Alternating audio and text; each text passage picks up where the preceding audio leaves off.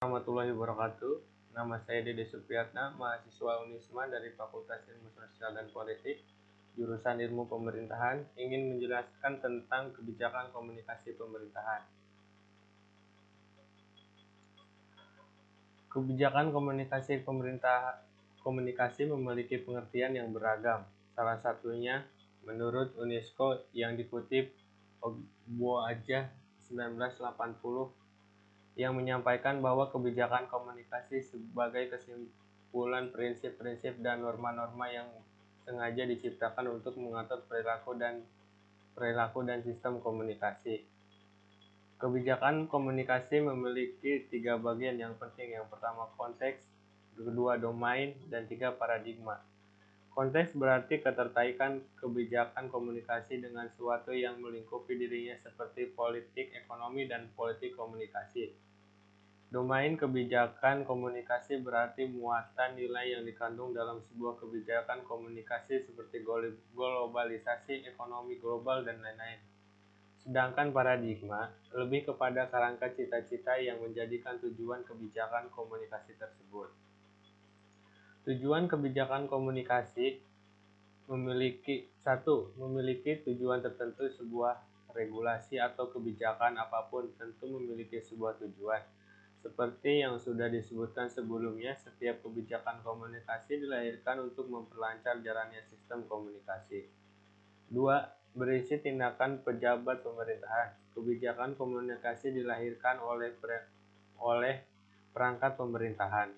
Kebijakan komunikasi setingkat undang-undang misalnya dilahirkan oleh DPR setelah berkonsultasi dengan pemerintah. 3. Memperlihatkan apa yang akan dilakukan oleh pemerintah sebagai akibat kebijakan dihasilkan oleh aparat pemerintahan. Maka kebijakan menunjukkan apa yang akan dijalankan oleh pemerintah. Namun perlu diperhatikan bahwa kebijakan komunikasi bukanlah berisi keinginan pemerintah tentang bagaimana sebuah proses komunikasi berlangsung. Pemerintah dalam konteks ini berperan sebagai fasilitator setelah adanya keinginan dari kelompok masyarakat agar dibuat regulasi atau kebijakan. 4. Bersifat positif atau negatif. Sebuah kebijakan komunikasi sangat dimungkinkan untuk bernilai positif maupun negatif.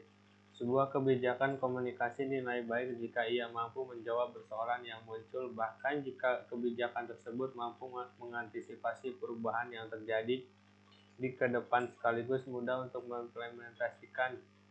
Namun juga tidak menutup kemungkinan jika sebuah kebijakan komunikasi lahir bersifat negatif, karena sebuah kebijakan juga bisa tarik-menarik sebuah kepentingan. Namun satu yang pasti, sebuah kebijakan apapun akan melahirkan pro dan kontra. 5. Bersifat memaksa, otoratif. Kebijakan komunikasi sebagai sebuah kebijakan publik dilahirkan oleh perangkat negara.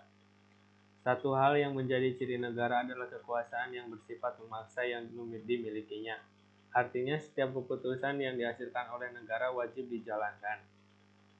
Jika ada pelanggaran terhadap apa yang sudah diputuskan oleh pemerintah, maka adanya sanksi, terutama hukum yang bersifat mengikat bagi pelanggarnya.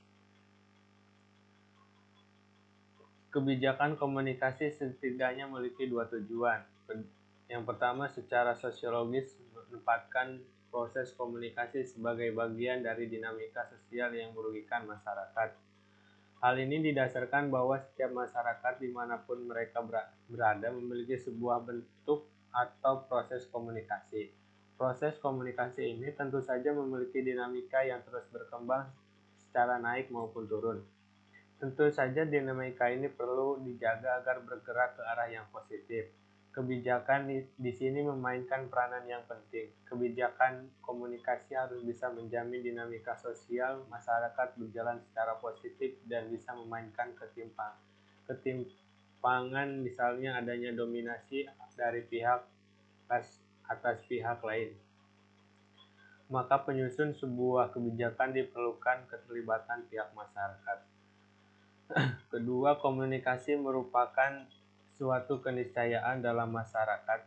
Komunikasi dipandang sebagai sebuah sistem, di mana sebuah sistem yang terdiri dari subsistem ada kalanya subsistem berjalan dengan tidak maksimal. Ada masalahnya, ada hambatan. Maka kebijakan komunikasi lahir untuk memperlancar proses berjalannya sebuah komunikasi. Komunikasi pemerintahan merupakan komunikasi antar manusia, human communication yang terjadi dalam konteks organisasi pemerintahan. Karena itu, komunikasi pemerintahan tidak lepas dari konteks komunikasi organisasi, dan ia juga merupakan bagian dari komunikasi organisasi.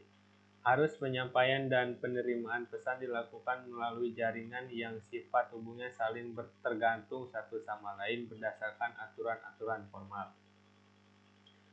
Pesan yang disampaikan yang diterima bukan saja berupa informasi, melainkan juga penyebaran ide-ide, sharing ideas, instruksi, atau perasaan-perasaan. Berhubungan dengan tindakan dan kebijakan pemerintah melalui komunikasi, pemerintah, birokrat, pemerintah, berbagai informasi, gagasan, atau perasaan, dan sikap kepartisipasian komunikasi lainnya yang disebut komunikan, yaitu aparatur pemerintah untuk internal organisasi dan usaha, masyarakat dan organisasi-organisasi non-pemerintah untuk eksternal organisasi dan sebaliknya. Tujuan negara yang sekaligus tujuan penyelenggaraan pemerintah tersebut merupakan visi dan misi yang harus diemban oleh seluruh aparatur pemerintahan dan masyarakat Indonesia. Karena tugas umum pemerintahan sering diidentifikan dengan tugas pokok Departemen Dalam Negeri, yakni tugas-tugas yang sejak dahulu dilakukan dan dilaksanakan oleh pemerintahan di mana saja seperti pemeliharaan ketertiban dan keamanan, pendidikan, dan lain-lain.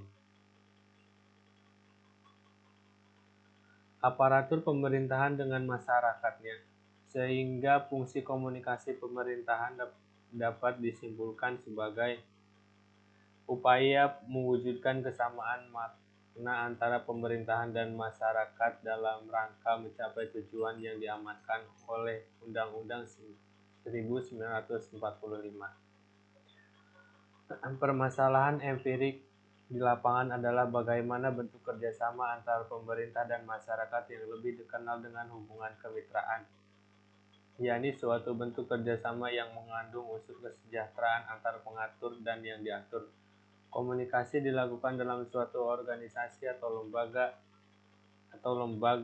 anggota organisasi menyampaikan kepada si penerima pesan agar dapat dipahami oleh anggota organisasi, lembaga, maupun semua pihak.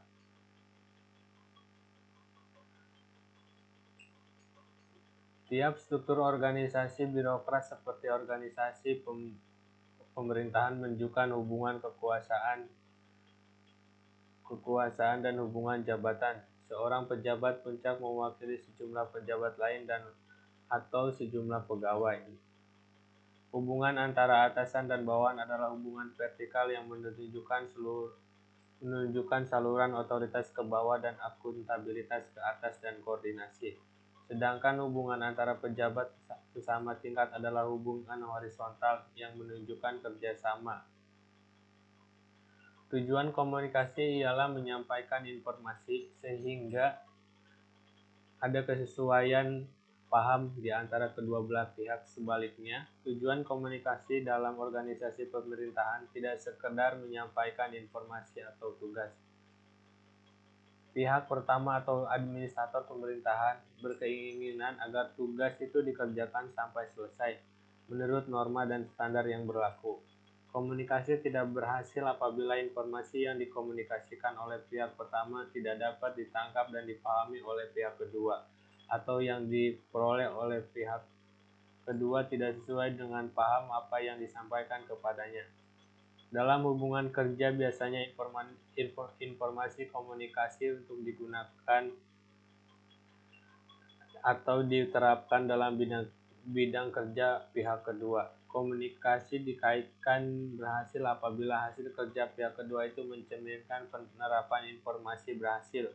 Apabila hasil kerja pihak kedua itu mencerminkan penerapan informasi yang diperolehnya. Kesimpulannya, komunikasi merupakan elemen penting dalam organisasi pemerintahan. Komunikasi dianggap sebagai jantung dan organisasi, sehingga tanpa komunikasi tidak ada aktivitas organisasi, dan ini berarti bahwa tanpa komunikasi maka organisasi akan mati. Agar komunikasi pemerintahan dapat berjalan dengan baik, efektif, dan tetap tepat sasaran, maka pemerintahan sebagai aktor utama yang menginisiasi komunikasi antara lain perlu melakukan hal-hal berikut.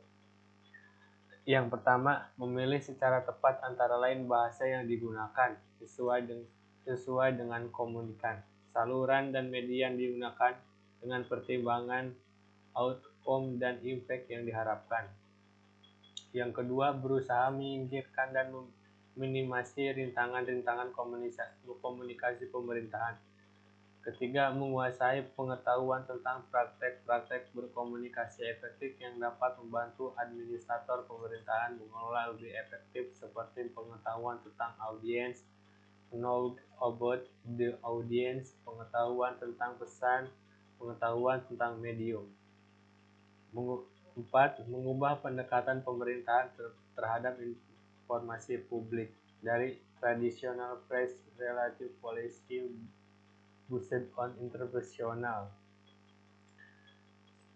Sekian yang bisa saya sampaikan. Mohon maaf ada kekurangan. Assalamualaikum warahmatullahi wabarakatuh.